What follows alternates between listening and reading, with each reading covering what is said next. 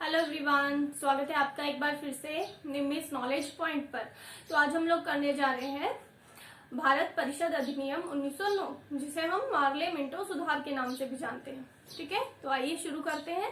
देखिए, इसे हम मार्ले मिंटो सुधार क्यों कहते हैं, क्योंकि ये जो मार्ले है ये भारत सचिव हैं। जॉन मार्ले जो है वो भारत सचिव है, और ये जो मिंटो है, लॉर्ड मिंटो, ये वाइसराय है उस टाइम पर। तो ये दोनों ही मिलकर इस अधिनियम को लेकर आए थे, इसलिए हम इसे मार्ले मिंटो सुधार भी कहते हैं। ठीक है, इससे पहले जो भारत परिषद अधिनियम आया था 1892, वो कांग्रेस ने अपनी डिमांड्स रखी थी, उनके लिए लेकर आया था, उनके लिए आया था वो। ठीक है, बट ये जो अधिनियम है ये 1906 में मुस्लिम लीग बन चुकी है। तो जो मुस्लिम लीग की अब डिमांड्स हैं उनको देखते हुए ये अधिनियम जो है वो लाया गया है। तो आइए देखते हैं कि इसमें क्या क्या प्रावधान किए गए हैं। सबसे फर्स्ट इसमें किया गया केंद्रीय व प्रांतीय विधान परिषदों में वृद्धि। वो हम पहले भी पढ़ चुके हैं, बट वो बहुत मामूली सी वृद्धि थी। ठीक है ना, कुछ 16 सदस्य मैक्सिमम थे उसमें। इसमें 60 सदस्य मैक्सिमम रखे गए हैं केंद्रीय परिषद में, 60 सदस्य। ठीक है, जो हमारी केंद्रीय विधान परिषद है उसमें अब 16 से 60 सदस्य कर दिए गए हैं, मिनिमम 16 और मैक्सिमम 60। ठीक है, और बहुमत किसका रहेगा, कहा सरकारी सदस्यों का। बहुमत अभी भी सरकारी सदस्यों का ही बना हुआ है, जो पहले भी था। ठीक है, प्रांतीय विधान परिषदों में सदस्यों की संख्या एक समान नहीं थी, कहीं पर ज्यादा थे, कहीं पर कम थे, बट यहाँ पर गैर सरकारी बहुमत की अनुमति दी गई थी। ठीक है, यहाँ पर बोला गया था कि गैर सरकारी बहुमत भी चल सकता है। ठीक है, नेक्स्ट है विधान परिषदों में कार्यों का दायरा बढ़ाया गया। विधान परिषदें जो थी उनको पहले बहुत कम कार्य दिए गए थे। हम पीछे की वीडियोस शुरू से देखते आ रहे हैं।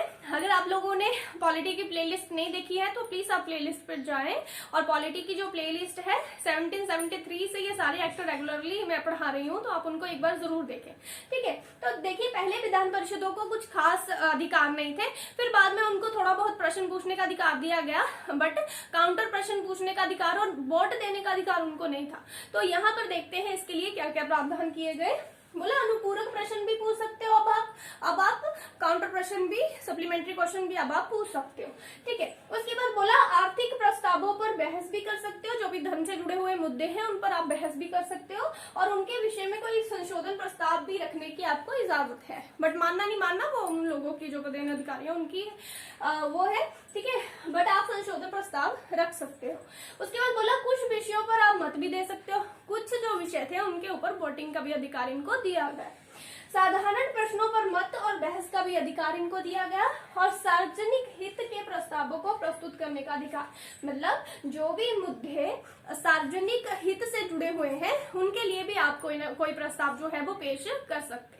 ठीक है, उसके बाद क्या किया गया, पहले भारतीय को वायसराय की कार्यकारिणी में चुना गया। ठीक है, सबसे पहले फर्स्ट जो वायसराय की कार्यकारिणी है, जिसमें मैंने आपको बताया था पोर्टफोलियो सिस्टम था, कोई home ministry, law ministry, finance ministry, है ना, वो सारी चीजें।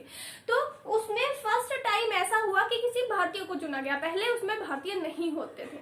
ठीक है, तो पहली बार भारतीय चुने गए हैं सत्येंद्र प्रसाद सिन्हा, और इनको लॉ मेंबर के रूप में चुना गया है। ठीक है, किस रूप में, इनको कानून सदस्य के रूप में इनको चुना गया, इनको वायसराय की कार्यकारिणी में स्थान दिया गया। ठीक है, उसके बाद है सांप्रदायिक प्रतिनिधित्व का प्रावधान किया गया। देखिए, सबसे फर्स्ट यहाँ पर क्या हुआ, मुस्लिम लीग के लिए तो स्पेशली लाया गया था, और मुस्लिम लीग की डिमांड थी कि हमें एक तो हमें वायसराय की कार्यकारिणी में भी एक सदस्य चाहिए, और दूसरा हमें अलग से अपना निर्वाचन मंडल चाहिए। ठीक है, मतलब जो भी मुस्लिम बहुल्य क्षेत्र होंगे वहां पर मुसलमान ही खड़े होंगे किसी भी पद के लिए, और वही वोट करेंगे।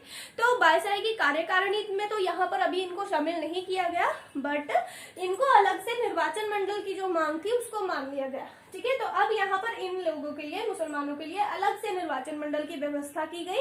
बोला मुस्लिम सदस्यों का चुनाव मुस्लिम मतदाता ही कर सकेंगे। ठीक है, जो मुस्लिम लोग खड़े होंगे उनका चुनाव भी मुस्लिम ही मतदाता होंगे। ठीक है, वोटिंग कौन करेगा, मुसलमान ही वोटिंग करेंगे।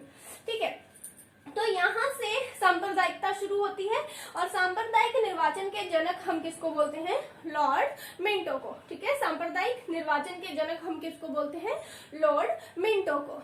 ठीक है, उसके बाद थोड़ा बहुत जो प्रेसिडेंसी कॉरपोरेशन थी, विश्वविद्यालय थे, जमींदार थे, चैम्बर्स ऑफ कॉमर्स थे, उन लोगों में उनमें भी अलग से निर्वाचन मंडल का प्रावधान जो था वो किया गया था। ठीक है, किस किस में, जो हमारे विश्वविद्यालय है, हमारे जमींदार है, प्रेसिडेंसी कॉरपोरेशंस हैं, और साथ में हमारे हैं चैम्बर्स ऑफ कॉमर्स।